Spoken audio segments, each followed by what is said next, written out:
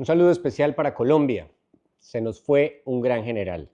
El general Jorge Enrique Mora Rangel, un soldado que siempre demostró los principios que necesita tener un gran colombiano, quien tiene la capacidad de liderar su ejército. La seriedad, la mística, el carácter y, por supuesto, el buen ejemplo. Jorge Enrique Mora Rangel, ese general respetado, de muchos amores y también de odios, porque hay que decir que cuando él tomó la determinación de representar ese papel tan importante como negociador del proceso de paz en La Habana, mucha gente estuvo en desacuerdo y yo fui uno de ellos.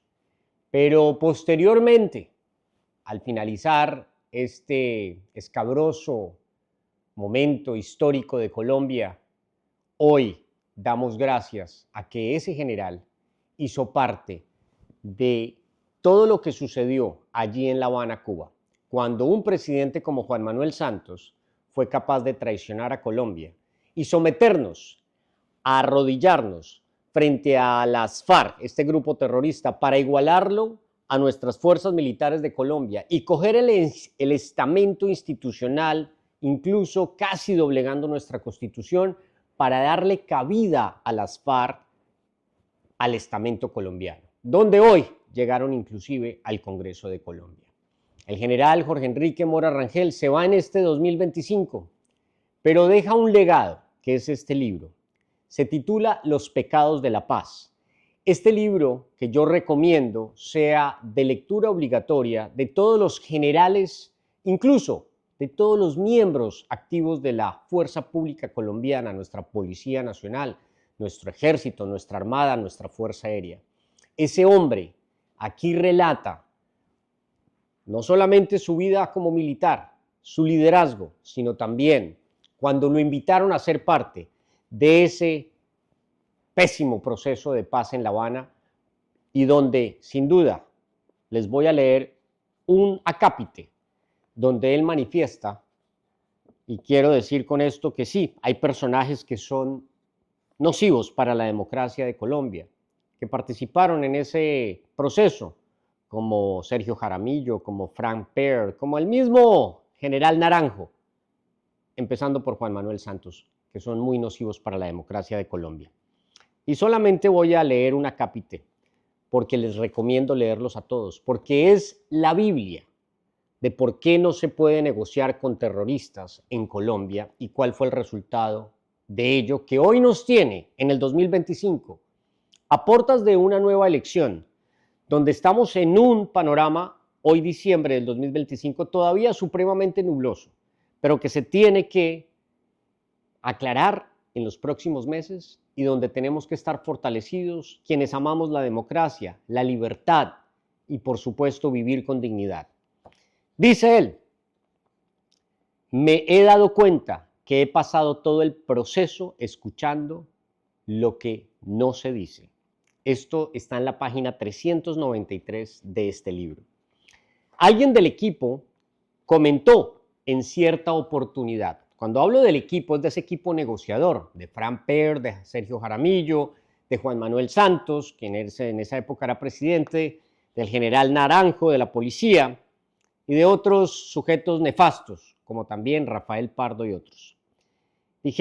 Comentaron, debemos llegar a un acuerdo digno para las FARC. Ojo ahí, esas palabras hirieron profundamente mis sentimientos y convicciones, porque nuestros soldados y policías sostuvieron el sistema democrático que las FARC amenazaron y quisieron destruir.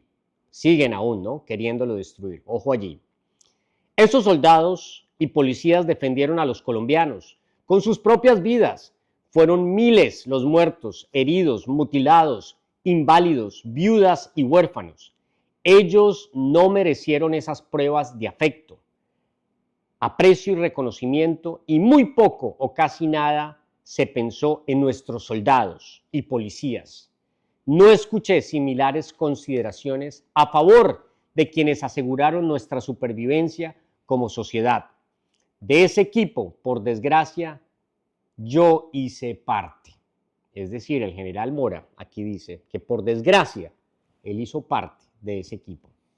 Llegado el momento, nos despedimos de las personas que nos habían servido y acompañado en la Casa 25. Recordarán ustedes que en ese proceso de paz en La Habana, ellos se dividieron por casas y se reunían. Y aquí en este libro el general Mora cuenta cómo su soledad y sus momentos lo llevaron a escribir sus memorias, que hoy deben ser para la historia de Colombia y para siempre evaluar por qué un general de la República, cuando está en actividad, puede hacer historia.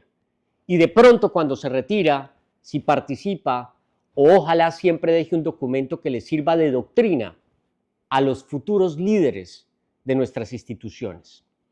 Así que él dice, estando en esa Casa 25, fue el último día en La Habana. Nunca esperé vivir lo que me sucedió al integrar el equipo del gobierno, pero acepté participar por la realidad del campo de combate y por mi convicción de que la victoria militar se había constituido en el medio para llegar al fin, la paz de los colombianos. Recuerden que siempre se ha dicho que a través de la mano dura que tuvo Álvaro Uribe Vélez, con la convicción y la voluntad política de los comandantes, fue que se logró destruir a las FARC, al ELN y llevarlos finalmente a una negociación. Filosofía que aún se habla muchísimo en diferentes mesas de trabajo, aún hoy en el 2025 en Colombia. Prosigo con las palabras del general. Los militares siempre pensamos que el conflicto colombiano terminaría en un proceso de negociación. Esa forma de actuar institucional está contenida en documentos oficiales que reflejan nuestro pensamiento, estrategia y doctrina. Las situaciones no se presentaron como imaginé por el presidente, que utilizó a su equipo, que de acuerdo con sus intereses personales y políticos. Con la mayor sinceridad debo decir que nunca pensé que el presidente de los colombianos manipulara y entregara al azar el futuro de sus soldados y policías. Recuerden quién era el presidente, Juan Manuel Santos Calderón. Esa historia acompañará la memoria institucional. Por eso reitero, este libro acompañará la memoria, ya no solo institucional, la memoria de un país, de nuestro país, Colombia. Adiós a Cuba, dice el general, adiós a La Habana y a las personas que con voluntad nos sirvieron y en muchas oportunidades llegaron a compartir sus tristezas, frustraciones y aspiraciones. Regresamos a Colombia.